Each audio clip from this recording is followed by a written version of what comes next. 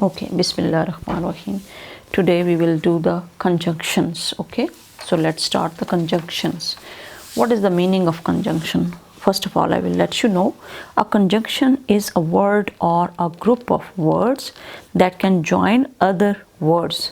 Join conjunctions that can join other words, group of words or sentences. A conjunction therefore helps us to make what we want to say shorter and more pointed. जब हम किसी चीज़ को ज़्यादा shorter और pointed बनाना चाहते हैं तो क्या यूज़ करते हैं conjunction, and this is a word or a group of words that can join other words, groups of words or sentences. अब आगे पढ़ते हैं कैसे ज्वाइन किया जाता है. जैसे आप कहते हो कि this is a purple pen and this is a ink pen, और इसमें अगर हम दोनों को कहा जाए कि this pen and this pen, you know this is a purple pen and this is a, तो एंड जब यूज़ किया जाता है तो ये दोनों सेंटेंसेस को ज्वाइन कर देता है. तो इसलिए ज्वाइनिंग जो की जाती है दोनों सेंटेंसेस को शॉर्टर और पॉइंटेड बनाने के लिए कि आपको पॉइंट क्लियर हो जाए. Now look, Anaya and Shiza went home. आप ये भी कह सकते हो Anaya went home and Shiza went home, but we are making the sentence shorter. Anaya and Shiza went home in the sentence and apparently joins two words. And किसको join कर रहा है? Apparently two words को join कर रहा है, Anaya और Shiza को. तो but it has actually been use to join two sentences. और ये टू सेंटेंस, आप ये ना सोचें कि ये एक सेंटेंस को ज्वाइन कर रहा है. For example, let me tell you one thing. Anaya went home and Shiza went home. अब इन दोनों को अगर हम एक तो शॉर्ट करना चाहते हैं सेंटेंस को और दूसरा पॉइंटेड करना चाहते हैं जिससे हमारा जो मीनिंग है वो क्लियर हो जाए, तो हम कहेंगे अनाया एंड यूज़ किया हमने. कंजंक्शन है ये क्या है? Conjunction. Shiza went home. Now you can see that how this sentence has become brief and pointed and short. तो सेंटेंस कैसा हो गया? शॉर्ट हो गया सिर्फ क्या यूज़ करने से? कंजंक्शन यूज़ करने से. और एंड क्या है? This is the conjunction to make the sentence shorter and pointed. Okay, now let's take another example. This chair is old, this chair is comfortable. अब टू मच फूड, अब इसको simple कैसे बनाएंगे? This chair is old but comfortable. Look at this. One sentence है, this chair is old. Number second है, this chair is comfortable. Now these are the longer sentences and we want to make them shorter and pointed. तो उसके लिए क्या use करेंगे? What we will use? This chair is old but comfortable. Now we are telling the sentence in a short way and we are pointing towards कि है तो ये old लेकिन है comfortable. और क्या यूज़ किया हमने? But, and but is a conjunction. But is a conjunction. क्योंकि हम दोनों चीज़ें बता रहे हैं ना, एक तो ओल्ड है लेकिन क्या है कि ये कंफर्टेबल भी है. Now however and joins two groups of words or phrases. Too much food, lack of exercise, because this sentence cannot. अब देखें, too much food and lack of exercise made Javed fat. दो चीज़ों ने जावेद को फैट किया है. देखें, too much food and lack क्या होता है? कमी. लैक ऑफ एक्सरसाइज, जब आप नहीं एक्सरसाइज करते तो इसका मतलब है आपने अपनी ज़िंदगी में एक्सरसाइज को इंक्लूड नहीं किया, वो कम है आपके पास. लैक का मतलब होता है कम होना. Lack of exercise made Javed fat. Javed fat क्यों हुआ? There were two things. Too much food, एक तो वो फूड ज़्यादा खाता था. टू का मतलब होता है बहुत ज़्यादा. जब आप वैसे टू यूज़ करते हैं उसका मतलब होता है भी. और टू, वैसे जब किसी चीज़ को ज़्यादा करते हैं तो too hard, it is like for example I say this pen is too hard, ये बहुत सख्त है, तो बहुत के लिए भी टू यूज़ होता है। टू मच फूड, एक तो ज़्यादा फूड, और दूसरा क्या था, लैक ऑफ एक्सरसाइज। ये दोनों चीज़ें दो रीजंस थी जिसकी वजह से क्या हो गया, वो Javed got fat, and these two things made Javed fat. So we are using here in one sentence by using and is conjunction. Okay, now let's take another example. No, this is the last example. Javed is fat because of, now I will give you the explanation a little more detail. Javed is fat because of two reasons. क्या reasons हैं? Working together, too much food and lack of exercise. If Javed had exercised, अगर वो exercise करता, probably too much food would not have made him fat. तो फिर मे भी उसके ऊपर ये जो फूड है वो ज़्यादा असर। If Javed had eaten less, अगर वो कम खाता तो फिर उसे एक्सरसाइज कम करनी पड़ती। Probably only lack of exercise would not have made him fat, तो लैक ऑफ एक्सरसाइज क्या करती, would not made him fat. Since the two reasons go hand in hand, और ये दोनों रीजन्स क्या बनी है, ज़्यादा रीज़न बनी है, they can not be stated in two separate sentences, so we are using and between them to say both of these things, like too much food made Javed fat, lack of exercise made Javed fat. These are the same sentences and we are using too much food and lack of exercise made Javed fat, because these two, since the two reasons go hand in hand, एक क्या reason बनी है, if Javed had exercised, अगर वो exercise करता तो क्या होता, प्रोबेबली किस लिए यूज करते हैं, इफ जावेद हैड एक्सरसाइज्ड तो क्या होता, प्रोबेबली का क्या मतलब होता है, मे बी क्या होता, प्रोबेबली हो सकता था, to much food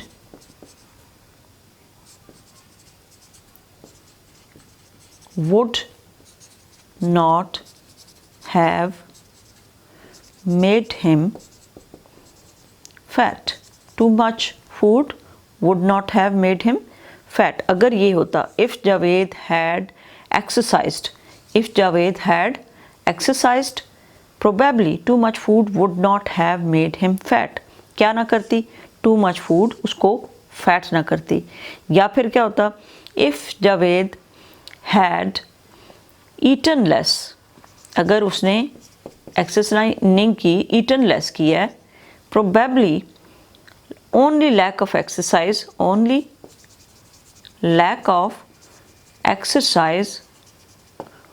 would not have made him fat.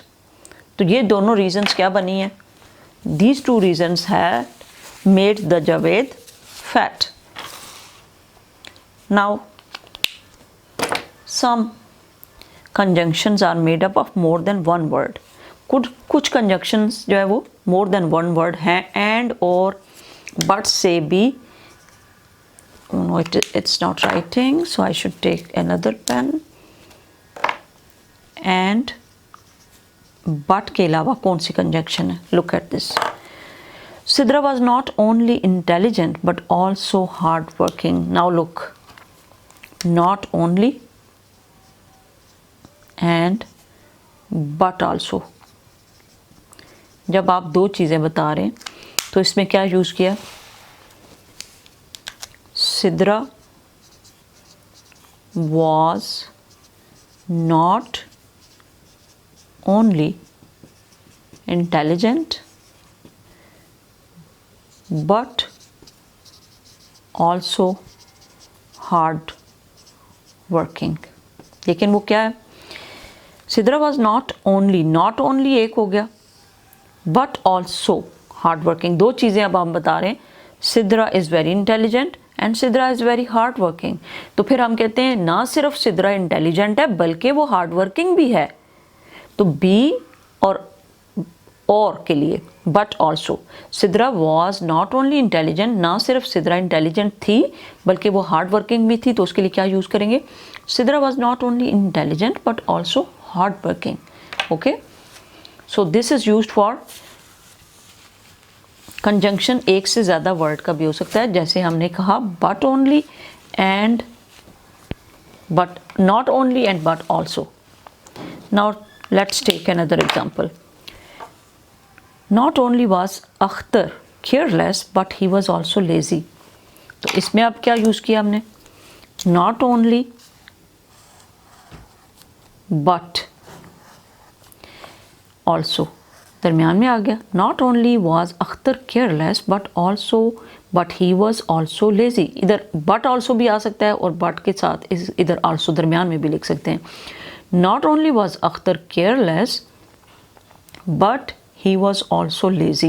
You could have used two sentences, like you can say Akhtar was careless and Akhtar was lazy, but you can also say not only was Akhtar careless but he was also lazy. लेकिन वो lazy भी था. अब कई लोग वैसे उनके अंदर दो खामियां होती हैं. अगर उनके अंदर एक कमी है तो दूसरी भी होगी, और कईयों के अंदर सिर्फ एक ही जो है वो क्या उसको कहते हैं वीक पॉइंट होता है या वीकनेस होती है.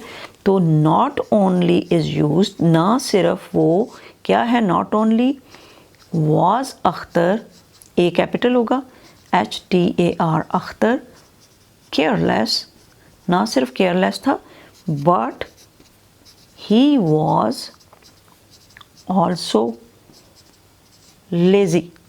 Not only is the conjunction but also is the conjunction. Not only was Akhtar careless, ना सिर्फ था अख्तर केयरलेस या ना सिर्फ अख्तर केयरलेस था, but he was also lazy. Now you have understood why we are using these two conjunctions to make the sentence shorter and pointed. इसको क्या करने के लिए, short और pointed बनाने के लिए हमने इसको यूज़ किया. Now let's take another example. Kamal can stay either here or at a hotel. Either या फिर इधर.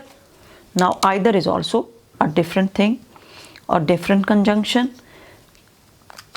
जैसे आप कहते हो या तुम इधर आ जाओ या उसको भेज दो, तो either you come here, either use करते हो.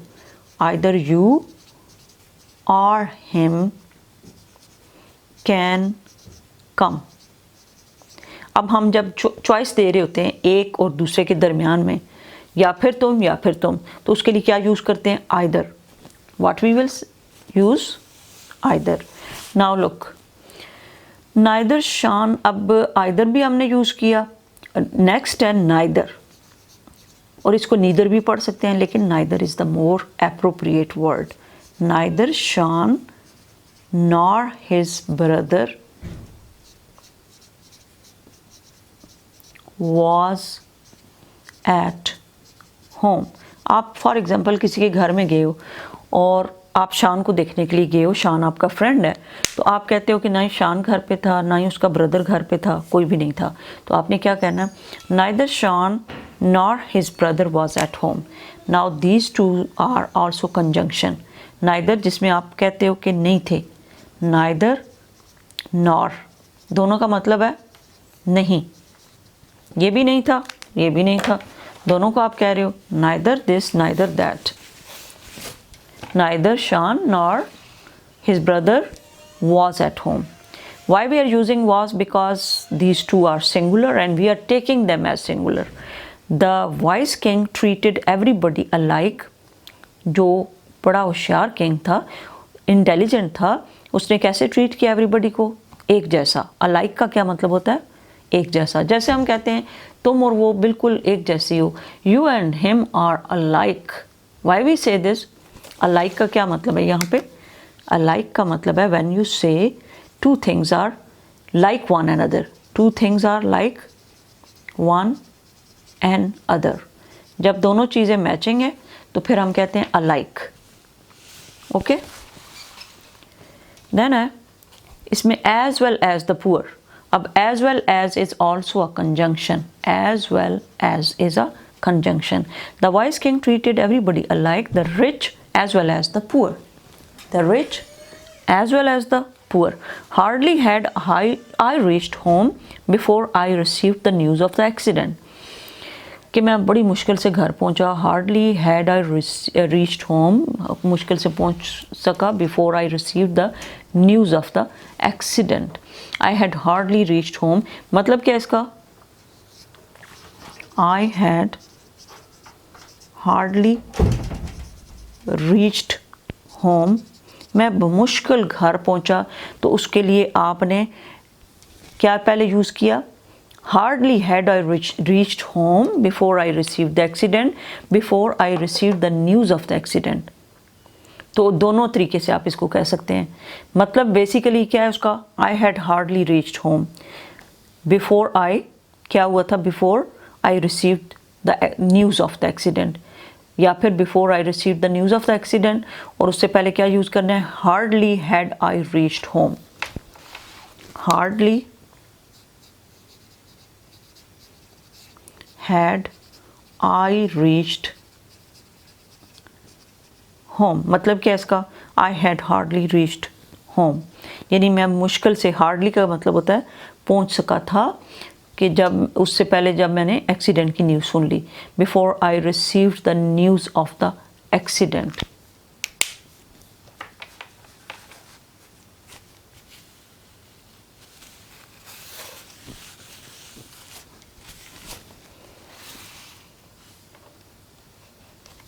नेक्स्ट है, no sooner had the match started then it began to rain. No sooner had the match started then it began to rain. अब इसको मतलब क्या है इसका? The match had not sooner या no sooner started then it began to rain. The match had no sooner started then it began to rain। यानी जैसे ही match शुरू हुआ था तो रेन शुरू हो गई।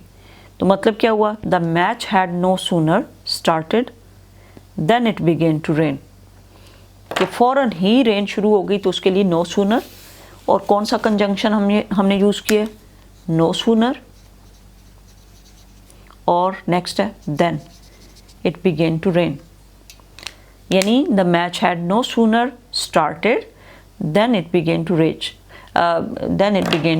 रेन, नो सूनर और then. Note that if a sentence begins with not only, hardly, no sooner or scarcely, the helping verb comes before the subject। और ये याद रखिएगा कौन कौन से helping verb जो है वो sentence से पहले आते हैं। before the verb आते हैं, comes before the subject, subject से पहले आते हैं। एक not only, hardly, no sooner और scarcely। These are the conjunctions which comes before the subject। like for example हमने no sooner पहले लगाया, यानी had the match started then it began to rain। no sooner had the match started then it began to rain। now why it has come before? because it will come before the subject। now कौन कौन से हैं ये सारे? as if, as soon as, because, before, both and either, hardly, when, before, if, in order that, neither, nor, scarcely, before, when, since, so long as, thought, till, until, when, और so long as इन्होंने नहीं बीच में किया हुआ, इसको मैं आपको clear कर देती हूँ या फिर आगे आ जाएगा। Okay, warning, some of these words and phrases can be used as preposition and as adverbs। remember that a conjunction only joins। conjunction का काम क्या होता है? ज्वाइन करना। A preposition tells us where somebody or something is, where something happens or somebody does something, the direction or place from which the somebody or something is coming। तो ये preposition में बताती है, लेकिन conjunction क्या करता है? सिर्फ ज्वाइन करता है। An adverb qualifies a verb, यानी ये verb की खूबियाँ या qualifications बताता है। An adjective or another adverb। Join each pair of sentence with the conjunction।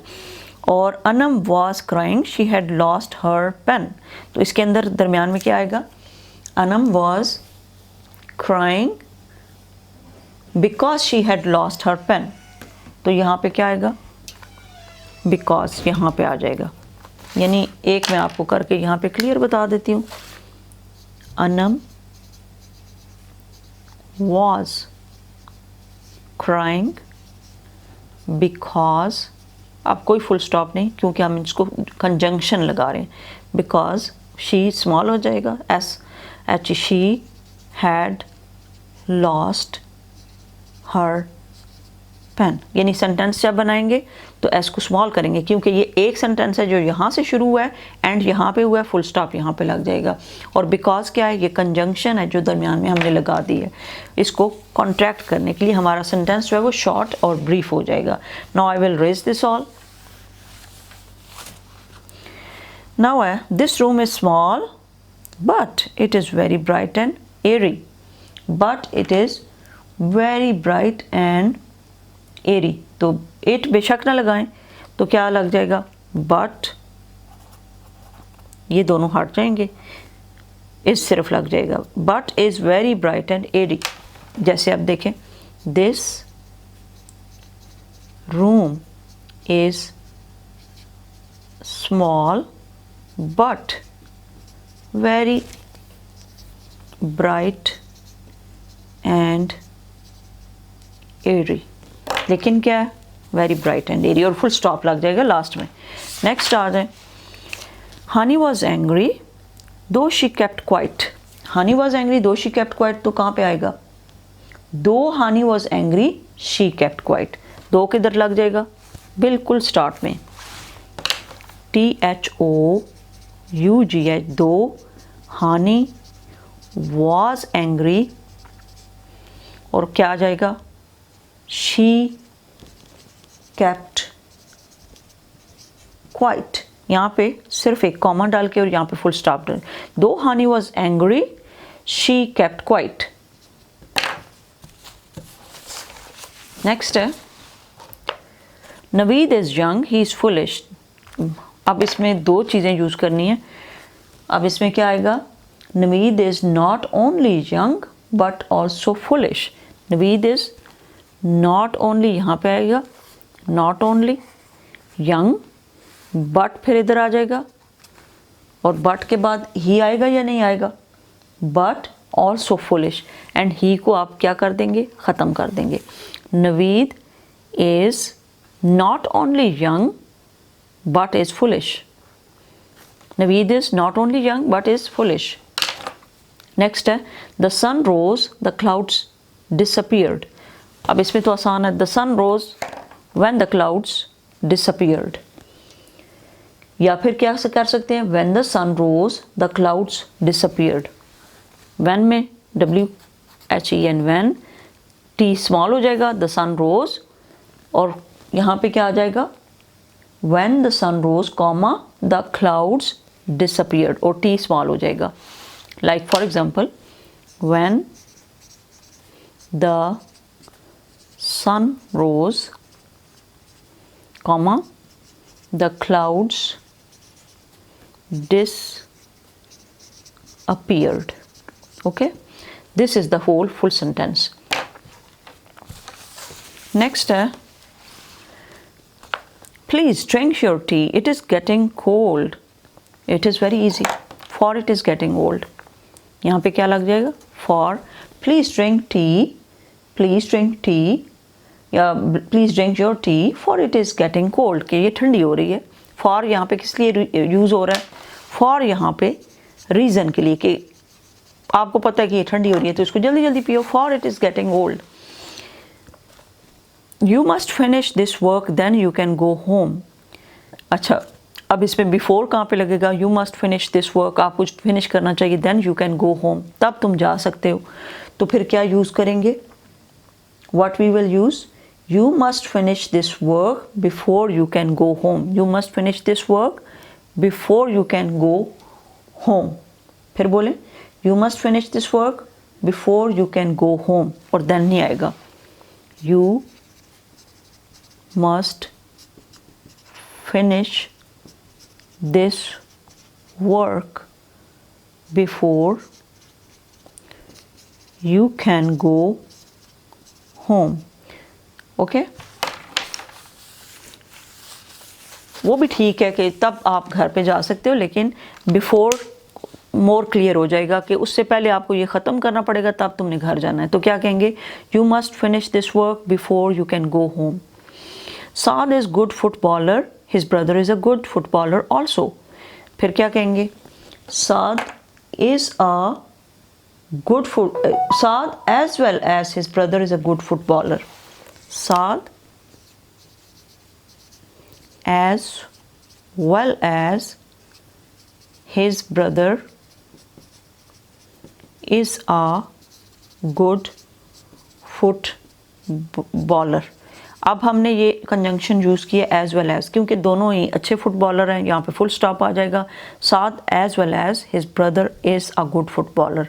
अब दोनों को हमने एक ही सेंटेंस के अंदर क्लियर कर लिया, इसलिए इज़ यूज़ होगा कि बोथ आर गुड, साथ as well as his brother is a good footballer.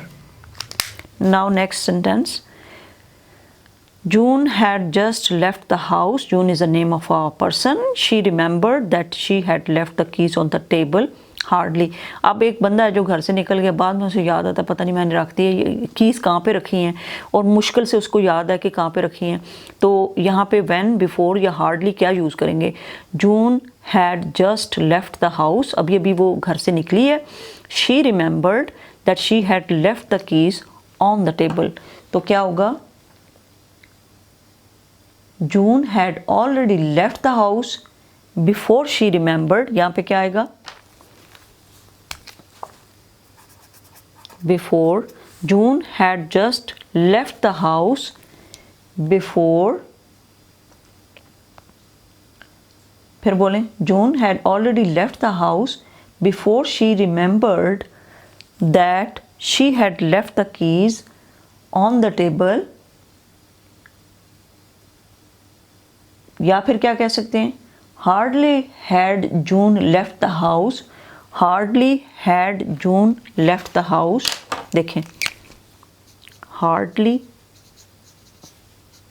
had June left the house before she remembered, before she remembered। next क्या आएगा, that she had left the keys on the table, that she had left the keys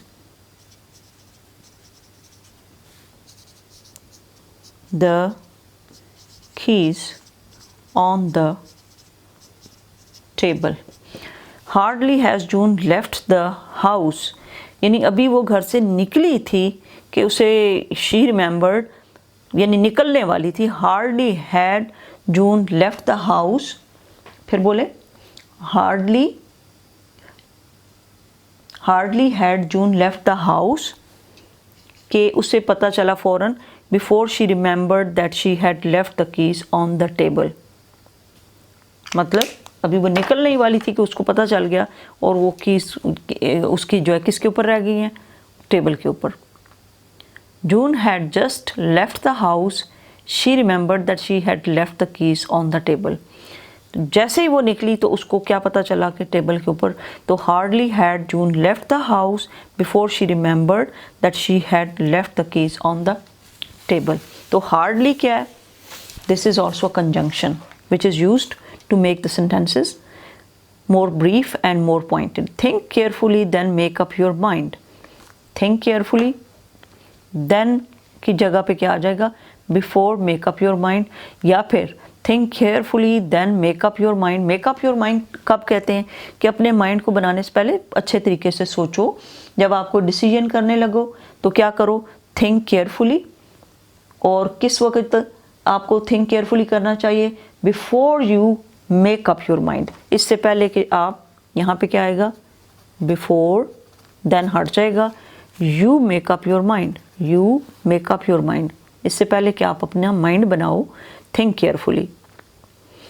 You want to wait in the library, you must keep quiet। अगर तुम library में wait करना चाहते हो तो क्या करना है आपने, keep quiet करना है। तो क्या आएगा, if you want to wait in the library, यहाँ पे क्या आएगा, if you want to wait in the library, you must keep quiet। और यहाँ पे क्या आ जाएगा, कॉमा। तो यहाँ पे